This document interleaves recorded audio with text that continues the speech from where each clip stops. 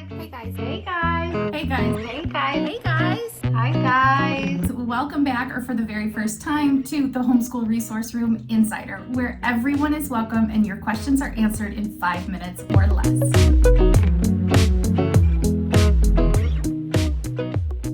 Hey, it's Ashley and this is episode 11. Today's question comes to us from Amy in Parkside, and I don't know what state Parkside is, but I mean, if you're next to a park, it sounds lovely. Basically, she's having some difficulty managing multiple children, teaching all of the children all of the things. So first of all, there are a lot of subjects that you can teach together. For instance, all of our kids are on the elementary level. And if you have kids that are like maybe K to 2, or you have kids that are 3 to 5, those two, can be grouped, those age ranges can be grouped together. And you can kind of group the whole family together for a lot of elective type subjects. So your core curriculum is going to be like learning how to read. Everybody needs their own learn to read program until they're reading. They're also going to need the right level of math for each individual child. But science, a lot of the elementary science standards that are taught in public school are taught, for K through 2 level and for 3 through 5 level. Then they have middle school, and then in high school it gets a little bit more individualized to each grade level. I think unit studies are the best for this. So unit studies, if you're doing a chemistry unit study, have the kids experiment with a few things, learn from the experiments. The little ones can, see the process and make a guess at what's going to happen. Older one can maybe write a lab report that gives a real defined hypothesis and asks the question beforehand, not just like what's going to happen when we put the X and the Y and the Z on top. I don't know, whatever chemistry you're doing.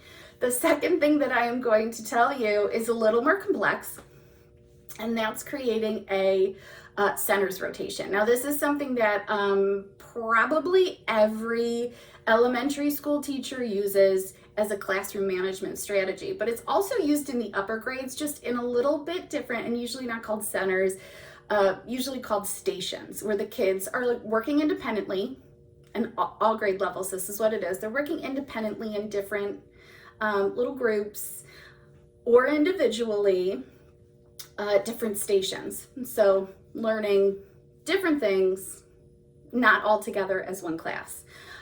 This translates to homeschool in a very simple, kind of to execute way.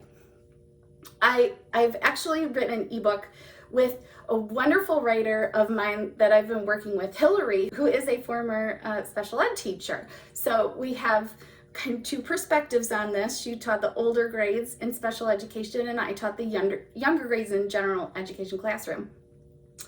What we kind of found together is that when we bring it into homeschooling, if you create this system where kids know where they're going, know what they're supposed to be doing, and you're encouraging them to work independently, maybe, one child's doing an activity and the other one's using the computer and another one's in their room reading while you have time to work with someone, that is a system that you can use over and over again to deliver the material, to teach the things. It gives you more time to work one-on-one, and it gives them time to learn to work independently and sometimes to explore their interests. So the two things that I have for you to manage is, one, teach your kids together in units for those kind of elective classes that are not the very core curriculum, and check out my ebook if you're not sure how to start a center rotation. I'll link it below.